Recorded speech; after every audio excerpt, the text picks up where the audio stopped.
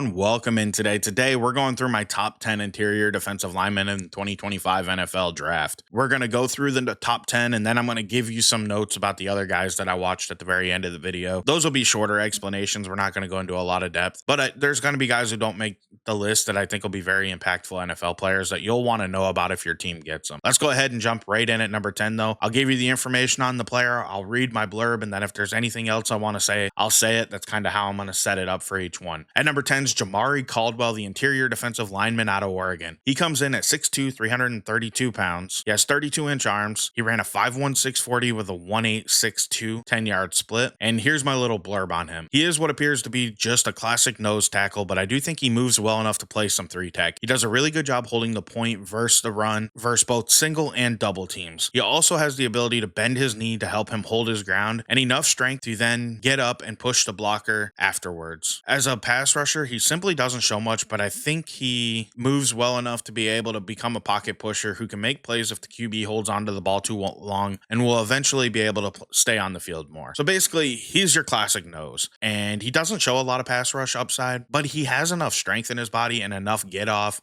and enough athleticism where he could play 3-tech and he could do some pass rushing more as a pocket pusher. But I think Jamari Caldwell is somebody that actually really surprised me. I was watching Derek Harmon and he stood out on tape to me earlier this year, and it's a main reason why I wanted to get back and watch him. And he just impressed me, man. Like, he's somebody that's going to come in, like I said, he'll be a 2-down player probably early in his career. And if he doesn't develop anything as a pass rusher, that's all he'll be, which is why he's not a super high rated player. But I really like Jamari Caldwell. That's the reason he came in. Right now, he's like a late round 3, early round 4 guy for me, but I really like him. We're going to move on now to number 8 on the list. That's going to be Joshua Farmer out of Florida State. He comes in at 6'3", 305. He has 35-inch arms, 5'1", 140, and a 1.77 10-yard split, which is quite impressive. My little blurb on him is he plays too high most of the time right now. That leads to him losing the point of attack far too often. This issue is very obvious when he is facing double teams that seem to mostly move him off his spot. When he has his pad level down at a good level, he can be a very disruptive player who holds the point of attack well versus single blockers, especially when you pair that with his very good get off to possibly rush the passer. He shows a good club over move. Bull rush looks good with low pads, and his push pull can be very effective when he lands a strong punch to get the blocker off balance. Overall, I think he could stand to add some strength to his frame to help him at the next level, but I can see him becoming a very good starter on all 3 downs. Basically, with Farmer, I think he's kind of a potential guy, which is why he's somebody that I may end up moving up. I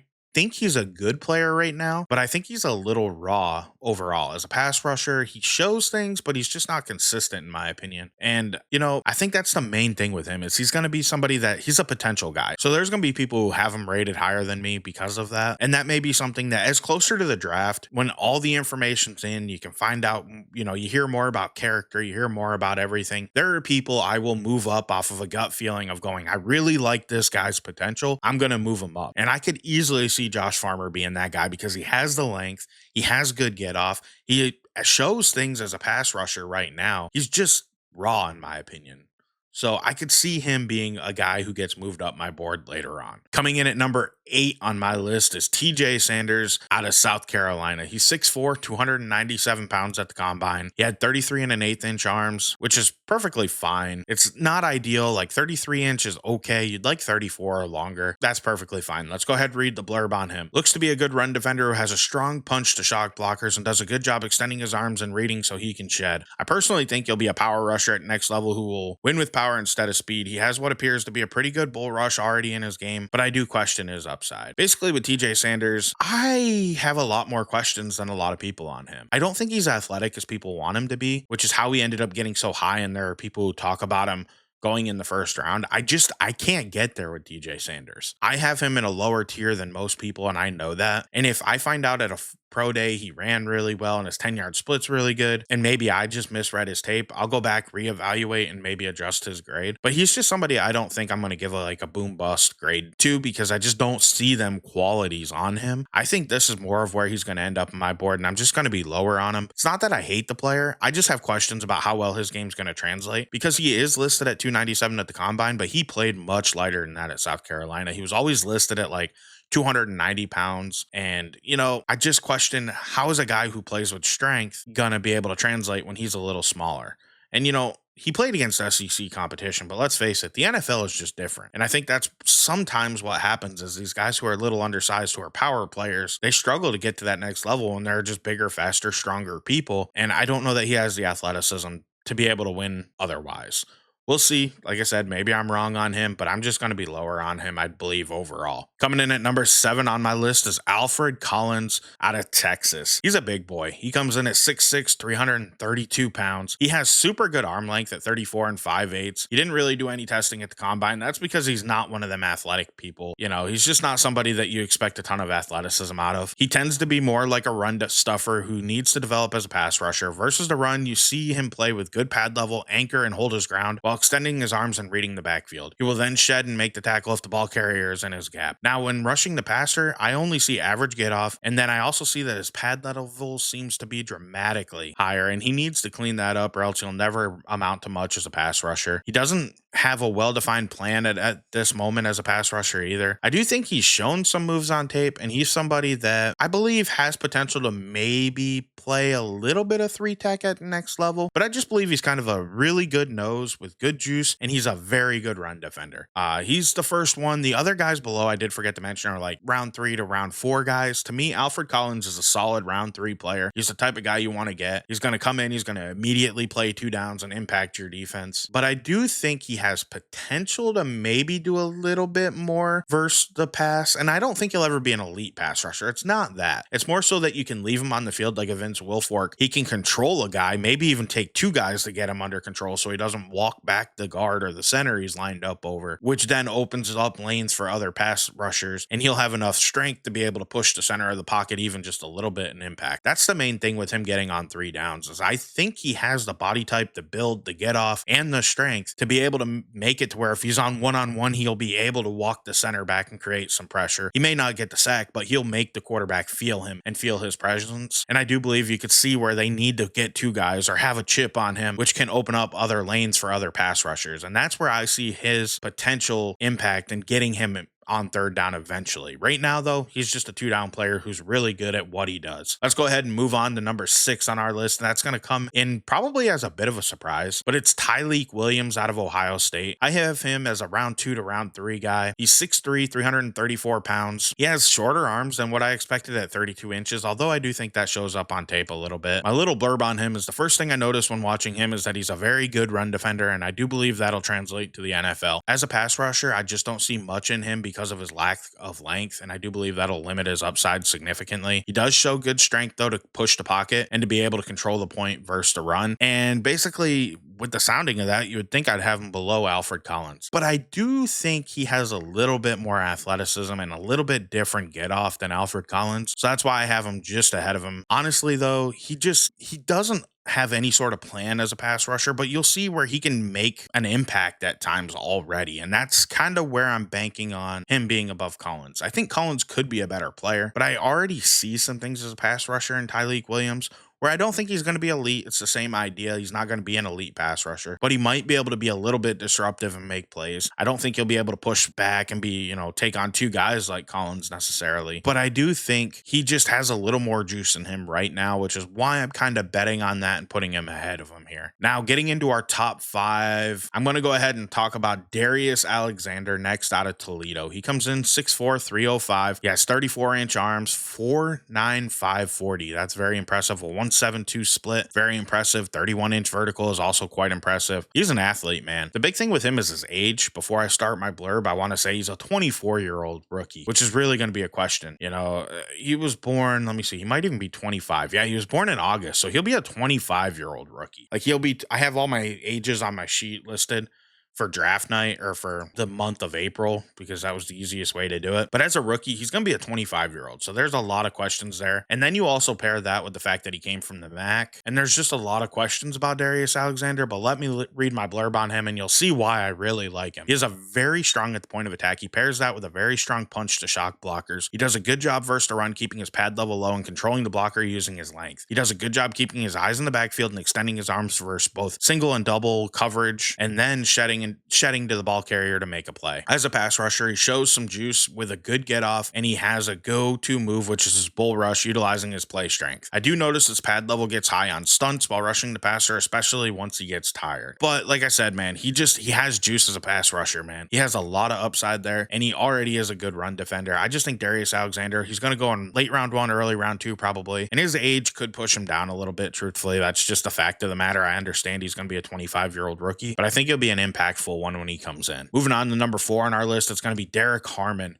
He comes in at 6'4.5", 313 pounds out of Oregon, 34 3/8 inch arms, 4.95 40, 174 10-yard split, which is quite impressive. First off, I see a good pass rusher when I turn on tape, but he has a different body type. He has like a wide belly and a lower, thinner body, like hips and body. It's kind of weird. It's just when you look at him, you see it and you go, huh, that's just something I want to notate. And if he can develop his lower body, I think it'll help him become a better run defender because of the space he'll take up with his bigger upper body area. And then if he can build out his hips a little bit, he'll be able to add the strength to hold the ground as a run defender, which right now is a little bit of a weakness. He has good length that also helps him clear blockers for his body, allowing him to use as many moves to make an impact at the next level as both a pass rusher and even versus a run he can shed and make plays. Now, he led the FBS in pass rush win rate for interior defensive linemen. That always gets me. But he was a very impactful pass rusher, and I see no reason why at the next level he will not be one starting off. Like I said, as a run defender, there's still some work to do there, but he also does make plays. And his weird body type, if he can develop it, I really think that he could just become an all-around great player. We're going to go ahead and move on to number 4 on our list. And now some of these guys I already talked about. I did an early top 5. So if I don't go as in depth with Tyleik Williams, Derek Harmon, Walter Nolan, Kenneth Grant, Mason Graham, and a few others that I talked about in that video, it's because I already talked about them on the channel, and you can check that video out. But at number 3, it's going to be Walter Nolan out of Ole Miss. He comes in 6'4", 296 pounds. He has 32.5 inch arms. Not ideal. Those are a little shorter than you'd like. He seems to have very quick get off to help him win versus blockers. He has a very good run defender immediately entering the NFL who will make an impact from day one.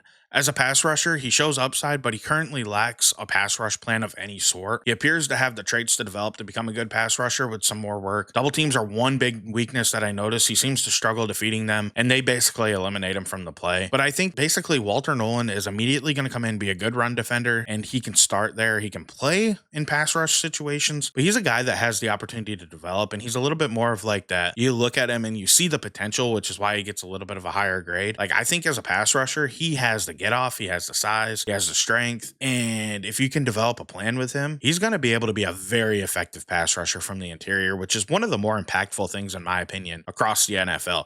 If you can get pass rush up the middle, it just, so many quarterbacks struggle with that, and he has the potential to do that. And that really does up his grade quite a bit. But there was some character concerns that were brought up. Like, I want to say, I think I seen it from Todd McShay. He was talking about it where they say there's some maturity questions with him, which is why I moved him down. Initially, he was number 2, and I didn't see anything after I watched my early rankings where I was going to change it on tape or with his potential. But then I heard that and I was like, all right, I am going to drop his grade some for that reason. And when I did, it knocked him to number 3 on our list here. But I do think he's a first round guy. I just don't see why he would fall outside of the first round. If he did, maybe the character concerns are more than I know. Moving on to number 2 on our list, it's Kenneth Grant. He comes in at 6'4", 331 pounds. He's out of Michigan, if you don't know. He has 33.5 inch arms, which are a little shorter than I expected him to be. I'm not going to lie to you about that. But he is a huge nose tackle who does show some pass rush upside. When he doesn't get pressure, he makes sure to get his hands up and swat the ball down. Overall, he looks to move different than most people his size, which gives you hope about his upside rushing passer. He looks like he can't be blocked one-on-one. Like, dude, one-on-one just... yeah, dude, he makes a play and he gets off of him. But double teams can occasionally knock him off balance, especially that down blocker can get him. And if he can jar him with enough power, he'll get off balance and he can move him out of the lane a little bit. I do see a variety of pass rush moves when he tries to use them or when he rushes the quarterback. It just doesn't seem like he has any sort of plan or how to stack them together, and he's not fully comfortable yet. But he does use a lot of like push-pulls versus to run to be able to make plays, and he could do that as a passer as well if he can get him off balance, or as a pass rusher if he can get him off balance. I really like Kenneth Grant, man. I think he's somebody that's going to immediately step in and be an impactful guy. Like I said it in my earlier video and I stand by it. he has the potential to do what Dexter Lawrence does for the New York Giants, where he is a stout, great nose tackle. But when it comes time to rush the passer, you don't have to take him off the field because he'll be able to make an impact and get sacks. And he's a rare breed, man. I really like Kenneth Grant, my number one player on the list, and that's going to be Mason Graham. Everybody should expect that. The defensive tackle out of Michigan, he's 6'3 and a half, 296 pounds, which is much lighter than I expected. I'm not going to lie about that. Only 32-inch arms. We kind of expected that. But here's my little blurb on him. Excellent run defender who uses his great get off to win versus both the pass and the run. He is a very active player who constantly outworks his opponent, leading the wins. If he doesn't get the initial victory, he is a very good pass rusher who uses a variety of moves to get pressure. The biggest issue for him is that longer players can at times basically swallow him up, and they cause him issues versus double teams as well because just that lack of length, he disappears sometimes versus it.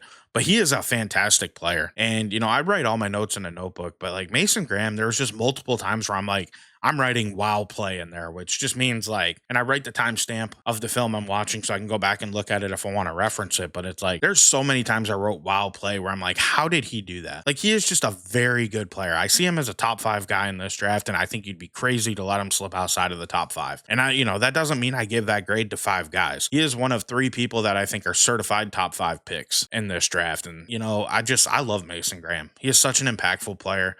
And anybody who gets him is going to have somebody who does have questions. Like I said, length is a question. But honestly, he is somebody I don't see him failing ultimately at the next level. I really don't see how he does it. He's just such a good player, man. He is solid, he is steady, and he is a very good player. That's it, though, for our top 10. Let's talk about a few guys that didn't make the list. We had Omar Norman Lott out of Tennessee. I was just a little lower on him than I expected to be. He's an undersized pass rushing defensive tackle. Like I said, I was expecting more out of him. I'm not going to lie to you. And he didn't test at the combine, which led to some questions for me because he should have been an athletic, freaky guy, you would think. And I just wasn't comfortable with his tape, and then he didn't test. So I feel comfortable leaving him outside of my top 10, even though some people think he could be a 2nd-round pick. And then the guy I really want to talk about on my list is JJ Pegues out of Ole Miss. I tell you what, he's somebody that I want to be very high on. I just can't because he's inconsistent as heck. He gets his consistency down, and he's somebody that's just gonna skyrocket up boards, man. Like, he is very fucking impressive.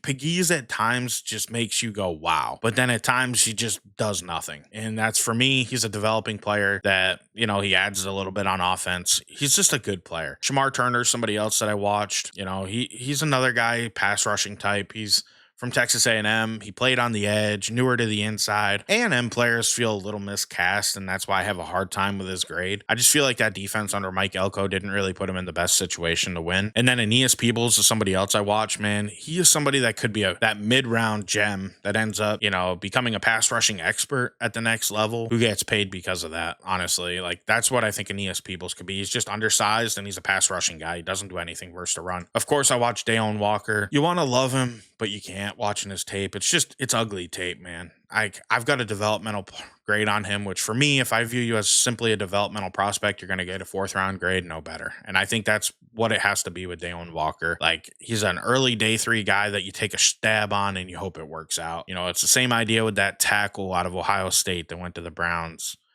I can't think of his name right now, but he was a bigger guy.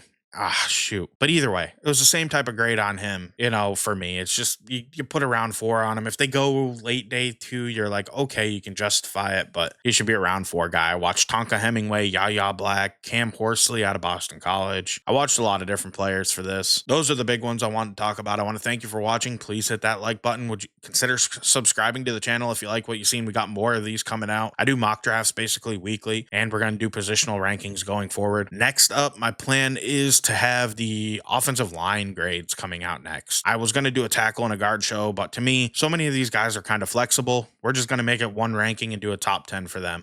I want to thank you for watching. Have a great day. I'll catch you in the next one. I'm out.